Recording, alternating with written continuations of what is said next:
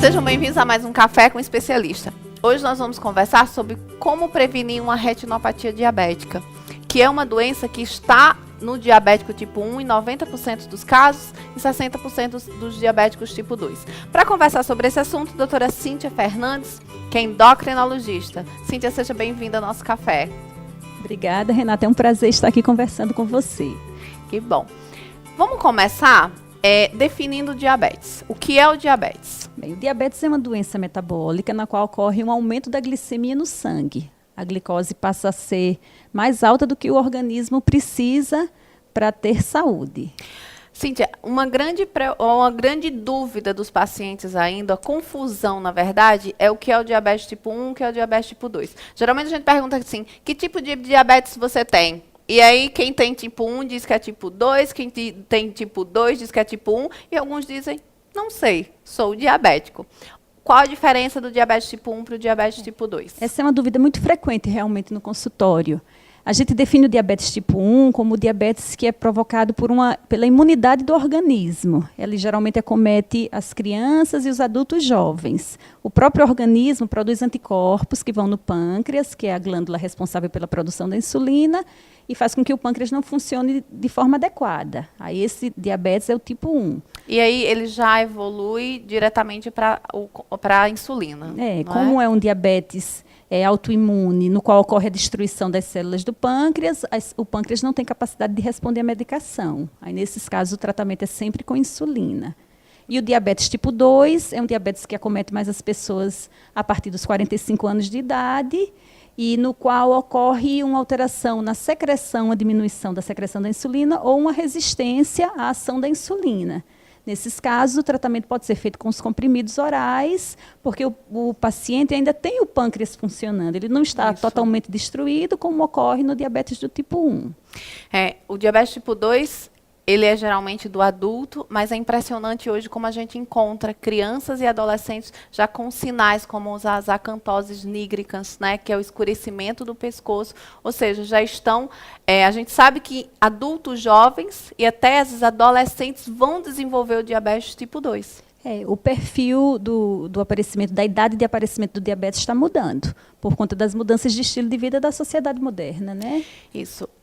Com relação às complicações, é lógico que a gente está falando sobre retinopatia diabética, mas já que a gente está tendo esse momento aqui com você, não é só a preocupação com os olhos. É lógico que o diabetes, um diabetes não controlado, ele pode levar a outras complicações. Sim. Quais são as mais frequentes? O diabetes é uma doença que precisa de muito controle desde o início do diagnóstico, porque ele lesa praticamente todos os órgãos do nosso corpo, desde que não seja bem controlado. Ele pode causar as complicações microvasculares, né, que são os rins, os nervos, os olhos, e as complicações macrovasculares, que são aquelas que acontecem nas grandes artérias, que aí é o AVC, o infarto, as doenças circulatórias periféricas.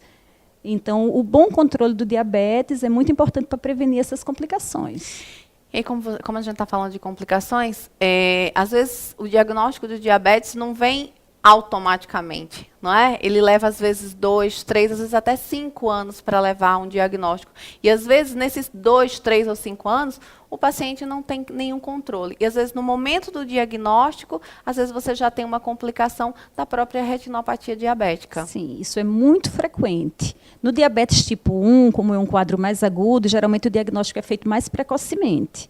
Agora, no diabetes tipo 2, que os sintomas são muito vagos, muitas vezes a pessoa tem só uma turvação visual, uma dificuldade de cicatrização, e leva muitos anos para que a doença se manifeste. Então, muitas vezes, no diagnóstico, o paciente já tem 5 a 10 anos, como você falou, de doença, e já abre o quadro com uma complicação. É bem comum o diabetes ser diagnosticado pelo oftalmologista pela queixa de uma simples turvação visual. Isso. Eu tive agora uns 3 meses no congresso e foi se discutida essa questão do diagnóstico do diabetes. Então, a hemoglobina glicada pela Sociedade Brasileira, ela pode estar colocada pode estar dando um diagnóstico também pela hemoglobina glicada. 6,5 de hemoglobina glicada, já ser diabético. Mas alguns estudos já veem que 6,5 de hemoglobina glicada, ou seja, no diagnóstico, você já tem um problema oftalmológico, já tem a retinopatia. Né? E aí já se discute, será que não vai diminuir esse valor do diagnóstico? A gente tinha glicemia de até 99, a partir daí pré-diabético, isso foi diminuído, não é? Porque não era 99. 100, 110 não era um pré-diabético ainda, e agora teve que baixar. Será que daqui a 2, 3, 5 anos o diagnóstico dos diabéticos também não vai ser diminuído com relação à hemoglobina glicada? Para prevenir as complicações. Sempre tem as pesquisas que vão correlacionando os níveis da hemoglobina glicada com as complicações que são diagnosticadas. É verdade. E aí, daqui a alguns anos, quem sabe, não é mais 6,5, é 6, né? E quando a gente fala em complicações, a melhor estratégia de prevenção é o controle do diabetes, né? O controle do diabetes, o controle da hipertensão arterial, que também é muito relacionada com a retinopatia diabética, com os infartos, com os AVCs, com as tromboses. O tabagismo também é uma coisa muito importante, muito relacionada com a retinopatia também, com todas as complicações do diabetes que tem que ser evitado, o controle da dislipidemia. Atividade física, que é tão importante. Atividade física e dieta. E a dieta, com certeza. Eu digo para o meu paciente diabético que atividade física vai fazer por ele, às vezes, o que a medicação e a que a alimentação não faz, que é ele melhora a sensibilidade desse músculo à glicose e aí não precisa ter tanto insulina para colocar esse açúcar para dentro da célula. Essa é a grande vantagem da atividade física, né? A perda de peso, consequentemente, a melhora da sensibilidade dos músculos à insulina circulante. Em alguns casos de diabetes tipo 2, até com emagrecimento, a pessoa fica sem remédio, não toma mais medicação. Isso. Esse controle não tem outra alternativa, a não ser atividade física, dieta, alimentação.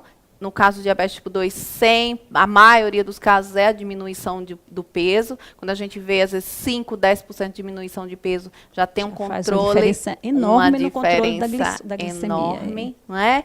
E tomar os medicamentos, porque às vezes acontece de passar o medicamento e o paciente chegar e diz, tomou o medicamento? Ah, doutora, já tomei, não toma mais. Acha que só tem que tomar uma caixinha, né, e não tomar. E aí saber que a medicação é para o resto da vida. E esse esclarecimento para a população é muito importante, justamente para prevenir as complicações, né? Porque os estudos mostram que quando o diabetes é bem controlado desde o início, a incidência de complicações é muito menor. A pessoa tem uma vida saudável, sem complicação nenhuma. Isso. Eu digo que um diabético que chegou a cortar a perna, que chegou a ficar cego por causa de uma retinopatia, foi porque não teve um controle da doença. Né? Ou um diagnóstico muito tardio, né, ou uma falta de adesão ao tratamento. Isso aí. Cíntia, eu queria te agradecer. Foi ótimo ter te recebido aqui e ter batido esse papo com você. Obrigada. Obrigada também, Renata. É um prazer estar aqui. E a você, obrigada por ter ficado mais um Café com Especialista. Até um próximo programa. Tchau.